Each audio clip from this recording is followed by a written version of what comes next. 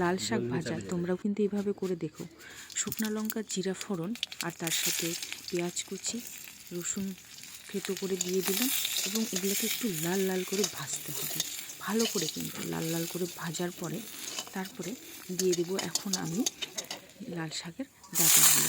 এগুলো একটু আগেই দিলাম কারণ এগুলো যেহেতু একটু শক্ত হয়ে গেছে, তাই জল দিয়ে একটু সেদ্ধ করে নেব। লবণ দিয়ে দিলাম পরিমাণ মতো, হলুদ গুঁড়ো দিয়ে দিলাম, আর এবার দেব জল। জল দিয়ে একটু সেদ্ধ করে নিচ্ছি নাড়াচাড়া করে।